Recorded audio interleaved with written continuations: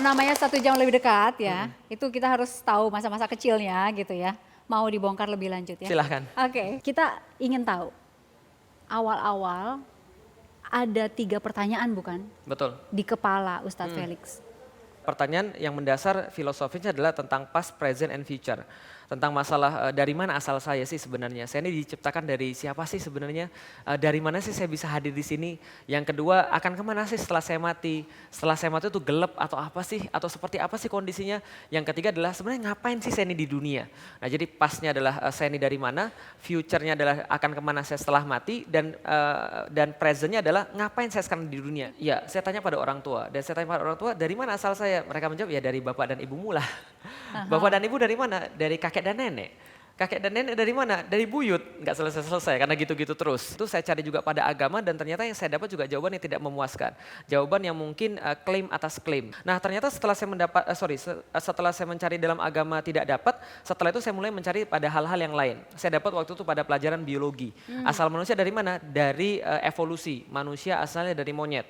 Saking sangat tertariknya saya pada pertanyaan dari mana asal manusia ini, saya mempelajari serius biologi sampai-sampai saya diwakilkan dari sekolah untuk menjadi olimpiade biologi. Saya benar-benar serius mempelajari dari mana sih asal manusia, teori evolusi, segala macamnya tentang Darwin dan sebagainya. Ternyata semakin saya belajar, semakin saya mendapatkan sesuatu hal yang membingungkan. Usia 14 tahun itu? Ketika SMP kelas 3. SMP kelas 3. Itu masih sangat muda gitu kan untuk pencarian itu? Betul, masih sangat muda tapi memang saya hidup dalam dunia yang kurang ajar waktu itu ya. Karena memang saya tidak belajar agama dari orang tua, saya juga nggak belajar agama dari otoritas yang ada, tapi saya belajar agama waktu itu lebih banyak dari game. Nah game-game itulah yang mengajarkan pada saya seperti apa sih konsep agama itu. Dan pada waktu itu seperti memang game-game yang ada pada zaman saya itu adalah game yang dibuat untuk orang jadi ateis seperti.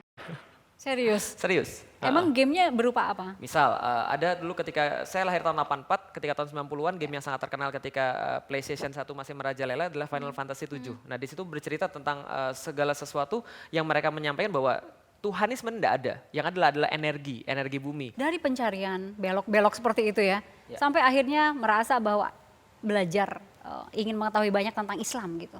Jadi ketika saya SMP kelas 3, saya sempat setelah ateis saya jadi agnostik. Jadi setelah saya kemudian tidak percaya akan Tuhan, jadi seseorang yang percaya akan adanya Tuhan tapi tidak percaya akan adanya agama. Agama ini munafik, semuanya bohong. Buktinya apa? Pengikut-pengikutnya sama aja kok semua. Maka saya hidup 5 tahun kemudian dengan pemikiran bahwa saya tidak perlu agama. Karena kalau cuma untuk baik ya saya juga bisa baik walaupun tidak usah pakai agama. Yang penting saya mengakui adanya Tuhan, bahwa Tuhan itu pasti ada karena saya tidak bisa menafikan Tuhan setelah saya berpikir. Nah setelah kemudian berlalu semua itu, 5 tahun kemudian saya masuk IPB semester ketiga, waktu itu ada seseorang yang bilang pada saya, Lik, kamu masih ingin tahu tentang Islam, kamu masih mau cari tahu tentang kebenaran? Saya katakan iya. Maka dia bilang, iya kalau gitu coba ketemu aja dengan ustadz saya. Saya bilang enggak deh makasih. Lah kenapa? Ustadz kan membosankan, ngomongnya surga, neraka, pahala, siksa, paling itu aja. Enggak ada ustadz yang benar. Terus kemudian dia bilang enggak, ini ustadz saya beda. Dia orangnya masih muda tapi omongannya penuh dengan hikmah.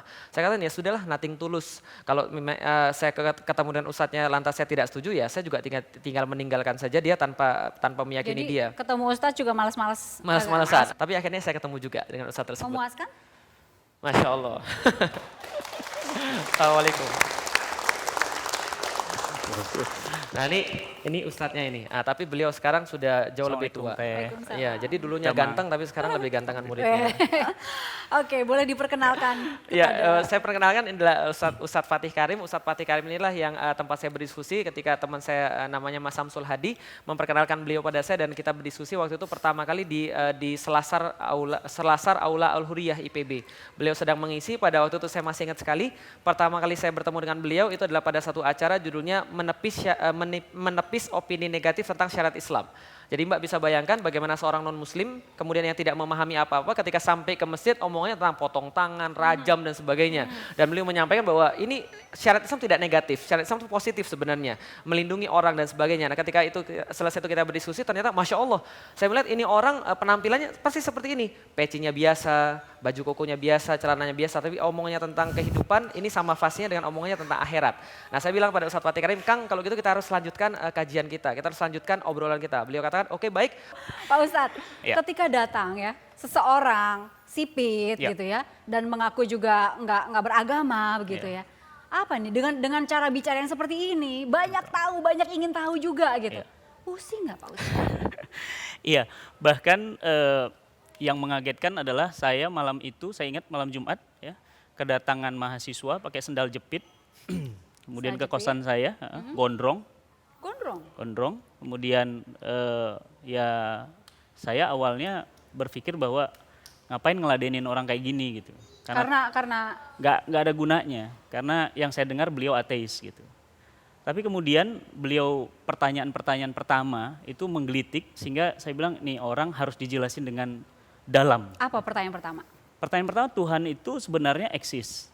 Tapi sebenarnya bagaimana kita bisa meyakin bahwa Islam itu benar? Bagaimana Anda bisa menunjukkan Islam itu benar sementara saya melihat realitas Islam itu seperti itu? Kemudian yuk kita masuk kamar saya. Nah jadi akhirnya di kosan saya itu di lantai 1 kita diskusi. Saya masih ingat banget setelah makan kita ngobrol jam 8 sampai jam 5 pagi nggak makan, nggak minum lagi dan Itu nggak ke ngobrol toilet. terus? Ngobrol terus. Jam 8 sampai jam 5 pagi Ya. nggak makan, Nggak minum, nggak ke nggak toilet. minum, nggak ke toilet. Betah banget. Iya, lagi seru soalnya. Dan itu lagi panas-panasnya dan kita baru Bentuk tersadarkan panas itu seperti apa misalnya? perdebatan pertanyaan. Quran ini benar apa enggak? Kalau memang Quran benar mana buktinya? Apa yang Anda bisa yakinkan bahwa Quran itu benar? Gitu. Apa betul Muhammad ini menikahi budak? Nah kayak gitu-gitu. Apa betul Islam Pertanyaan-pertanyaan kritis. memperbolehkan perbudakan? Dan kita bisa Panas membayangkan. dong ya Pak Ustadz. Wah itu luar biasa. Sampai kita nggak terasa dan kita akhirnya terasa itu saya masih ingat jam 4 malam itu udah menjelang subuh. Kemudian kita dua terdiam. Dan kemudian saya tanya, lantas gimana? Mau kemudian menerima kebenaran ini atau tidak? Hidup adalah pilihan. Kemudian agak terdiam sejak lama dan terdengar azan, saya ingat saya waktu itu. Kemudian beliau mengulurkan tangannya dan beliau mengatakan, Kang, saya bersahadat. Nah pada saat bersahadat, Detik itu juga? ya, Subuh itu juga? ya, ketika beliau bersahadat, kemudian saya peluk dan kita bimbing dia bersahadat. Dan ya kita berdua menangis berdua dan subuh itu kemudian saya ajarkan berwudu dan seterusnya.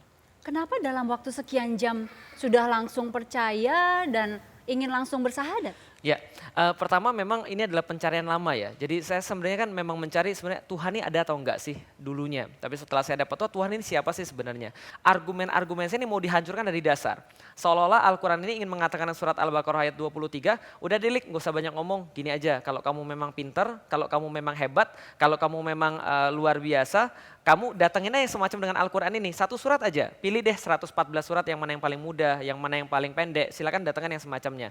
Kalau kamu bisa berarti Al-Quran salah. Tapi kalau kamu nggak bisa, berarti Al-Quran benar dan kamu ikut saja. Fair, adil. Nah waktu itu loh saya berkata pada beliau, iya saya masuk Islam. Lah kenapa? Ini segel ini. Karena di dalam kitab-kitab lain yang saya baca, dalam kitab-kitab suci agama lain yang saya baca, enggak ada segel semacam ini. Segel semacam ini cuma ada di dalam Al-Quran. Oke, Pak Ustadz. Ya. Pandangan Pak Ustadz terhadap sosok Ustadz Felix ini sekarang? Jadi beliau itu benar-benar rasional, Cari dan- mencari dan tidak akan meyakini sesuatu kalau dia nggak yakin. Dan ini yang nampaknya jarang dimiliki oleh muslim sekalipun sejak lahir. Nah oleh karena itu ketika dia menemukan Islam, dia seakan-akan menemukan hal baru yang paling monumental dalam hidupnya. Itu sosok Felix yang pertama. Yang kedua memang luar biasa cerdas. Jadi bayangkan pada saat malam itu saya menjawab pertanyaannya. Dan Allah mudahkan lisan saya untuk melembutkan hatinya.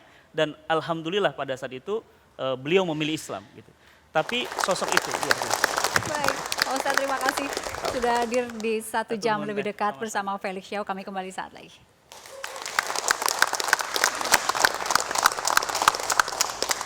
Entah mengapa yang terlintas dalam pikiran saya langsung pertama keluar, antum sudah sunat belum? Saya bilang.